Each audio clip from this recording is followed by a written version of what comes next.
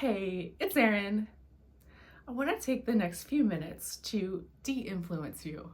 I know what you're thinking. What does that even mean? Well, we are just barraged with influencers. The internet is flooded with experts, and everyone is telling you something different. They're telling you to do something different, to live your life differently, to incorporate certain lifestyle tricks and tips. They're influencing you to buy certain things that you absolutely have to have this supplement. And I have been doing YouTube since 2008 and I have seen so much. It kind of started as the Wild West. It was a little bit crazy, a little bit wholesome, but I find now things are just out of control. It can be so hard to really know what to believe and who to trust. So I came up with a handy list of things to look out for, and hopefully it helps, because I know, especially if you're just starting out, or maybe you're looking to change, maybe you're looking to improve and you want to know the best way to do something, it's really hard to find that best way. And honestly, there may be a dozen best ways to do it, but it's kind of up to you to weed through stuff and figure it out. And I want to help make that easier. All right, so like I said, the internet is flooded with experts now, and that doesn't necessarily mean that these experts have credentials. It just means that social media is giving people a platform to say whatever they want. And it's now up to us to try to figure out exactly if what they're saying is honest and true and if it applies to us, and that can make it tough. And I think the first thing to really look out for is to beware of black and white thinking. And this goes with a lot of things, but if you have an expert or a guru tell you, hey, you always need to do this or never do this, and this goes with exercises, it comes down to food. If someone says, hey, never eat this food, or never do upright rows, for example, because it'll destroy your shoulders, I think all of that needs to be taken with a grain of salt. There are no inherently good foods or inherently bad foods. I think the subject matter really, it makes a difference. So if you're looking for the best diet or the worst diet or exercises to avoid, I just saw a video on someone's channel that I highly respect was talking so badly about the goblet squat and saying that it was ineffective and worthless and not worth doing at all. And I think that just does a huge disservice, because this is taking the huge world of bodybuilding, the huge world of exercises that are available to you, and shrinking it down. We're trying to take everything, we're fitting it into this tiny little box. And I think that's just unfair, because every exercise has its application, right? So upright rows, yeah, you can modify them to make them effective and to make them feel good. There are a ton of exercise variations, for example, and going to the goblet squat, this is something that it encourages proper form. It can actually teach you how to squat. It's a total body exercise, and it doesn't load the spine. So those are just some of the benefits. And that one just made me mad. So I had to rant about that one just a little bit. All right, so here's something to look out for. Really make sure that the influencer's video you're watching, they don't have ulterior motives. They don't have something to sell, because there are a lot of influencers out there, and I can name a couple of names because they're larger influencers, and I doubt that they'll even see this video. But David Sinclair, for example, he has taken a supplement, a nutritional supplement, NMN, and tried to classify it as a drug. Hence, now it's banned, and we're not able to get it on sites like Amazon. And developing this as a drug, he is trying to corner the market, which I think is really unfair. There's another influencer, Huberman, and unfortunately, I followed both of these scientists, I guess, and I incorporated some of their protocols and really bought into a lot of the things they were saying. But over time, their ulterior motive started to show.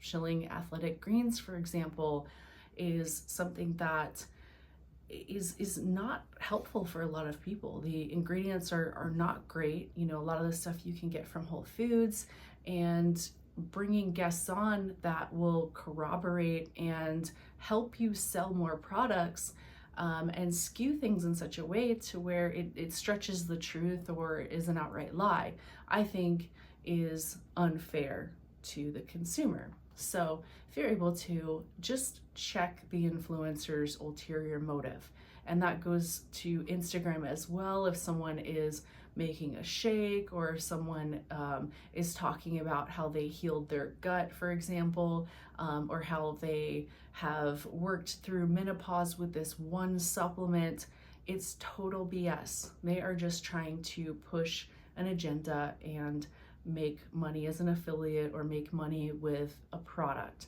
So that requires just a little bit of research, but it doesn't take much. Look for where the money is going or where the money's coming from, and that typically will give you your answer. Now, if they cite studies and they will link the studies, be sure to check them out, because a lot of times you'll have these small studies. And one thing I can think of is skincare. Skincare is incredibly bad about this. What they'll do is they will have a skincare company sponsor or pay for a study. The subject group is very small, and then the reports or they'll have subjective results. So it'll say, this subject appeared to have 30% less wrinkles around the eye. And they don't use something like a Visia scanner, for example, which will actually measure the depth of the wrinkles, but they will have someone just subjectively walk by and be like, oh, that looks better. I look better than I did last week before I put the lotion on. So that's just something to consider as well. Who is subsidizing this study? How large was the study group? And what interest does this influencer or scientist have in pushing this? So what is the saying? Statistics are like a lamppost to a drunk man, better for leaning on than for illumination. It always made me laugh. I don't know why. So another thing to look for is the overnight miracle or the quick fix. If someone says, do this one thing and it's going to change your life completely, then don't believe them, with some exceptions. So one thing I can think of is if you're smoking cigarettes, quit smoking cigarettes and you'll see it results instantly. That's pretty much true. But for anything else, it's like, take this one pill and you're going to get leaner and you'll gain muscle. Your body composition will completely change if you do this one thing, and it'll happen quickly. Nothing happens quickly. And I think that's one of the drawbacks of social media as well, is that we are really conditioned to seeing immediate results, and we're expecting those same results that we see online.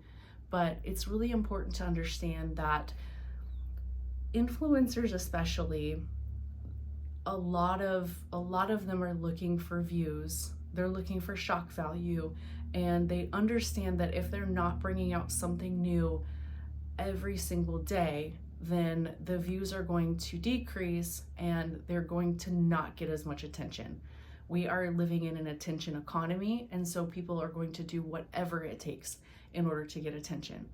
And again, I've been doing this for such a long time, and it's crazy to see the change, right? So you have influencers who are taking banned substances, for example, or getting injections to enhance certain areas, and then selling workout programs or nutrition programs that will help people achieve the same results.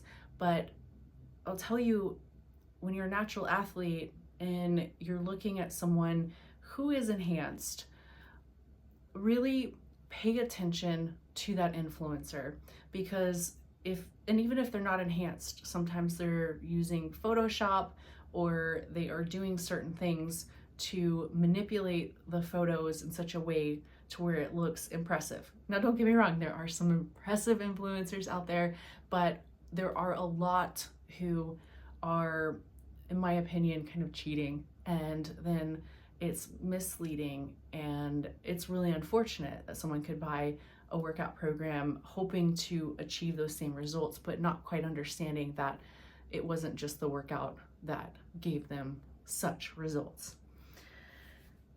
Now, what can we do about it? I think the first thing you can do is almost become a scientist for yourself. So think about things in moderation. It's not sexy, it's not overly cool, it's not exciting, but at the end of the day, it's the answer. You work hard, you're patient, you work on progressive overload, which is just increasing the difficulty, increasing the volume of your workouts as you go through a training block. You eat right. So this means like 80% of the time you are really dialed in and focused, and 20% of the time you just allow yourself to enjoy things, and you go out to dinner and you don't worry about it, but you show up, you keep showing up. You have setbacks, but you keep showing up. And to me, this is the answer. When it comes to finding the right kind of diet, it can take time. What I recommend is just going for 1 to 2 weeks and just tracking. Begin by tracking your food, not judging it. Just eat what you want to eat, but make sure you track it. And at the end of the week or two, you're gonna have a good idea as to what you're taking in, and if you're gaining weight, if you're maintaining, or if you're leaning down. So now you've got a baseline. The next thing you're gonna do is you're gonna work on increasing your protein intake if you haven't already. So this is something you can do relatively easy and within the first month. And it's baby steps, and it is trying different types of foods to see how they do for you. Keeping that food log can help, because if something doesn't agree with you, then you're going to know, and you'll be like, oh, okay, I think it's the oatmeal that's causing the problem, or maybe it's the protein powder that's causing the problem. And then you can swap those out. Rely on your own feedback, because when you are that N of one, when you are the research subject, then you're able to adjust things accordingly. And what you want to do is try to limit the variables, right? You want to limit them, you want to create the control, and then what you're going to do is you're going to change a variable at a time. Give it a week or two, see what changes. So experiment with your exercises. And I will talk about a couple of doctors that I follow. I like Dr. Rhonda Patrick. Some of the stuff she says can be taken with a grain of salt, just like anything else. But she provides a lot of research-backed information and is very helpful along a myriad of topics. So it's weightlifting, it's diet, it's time-restricted feeding, it's sauna. So she's focused on a more holistic approach, which is kind of cool. And the other doctor I love to follow is Dr. Brad Schoenfeld. He is excellent. He's on the cutting edge of hypertrophy. He has a great book. And these are two doctors and scientists that I rely upon. So it's important to find those beacons of light out there and find the ones who have your best interests in mind, who are doing it for the love of it, who are doing it for the self-discovery, for the discovery of the field, and not for promoting a supplement that is, the end all be all. So let me know what you think in the comments below. And I have to say, these are just my opinions. Hopefully no one comes at me, but if they do, they're just my opinions and being in the industry for so long. So let me know what you think. Let me know what you'd like to see next. Yeah, I am still on injured reserve. So I got my splint off, but I'm non-weight bearing for the next 6 weeks. So hopefully we'll be starting upper body workout soon, maybe some ab stuff, but I want to take you through my PT and recovery as well, because I know I'm not the only one who's suffering through injuries. So, all right, that's it for this time. Until next time, train hard and train smart, y'all. Love you.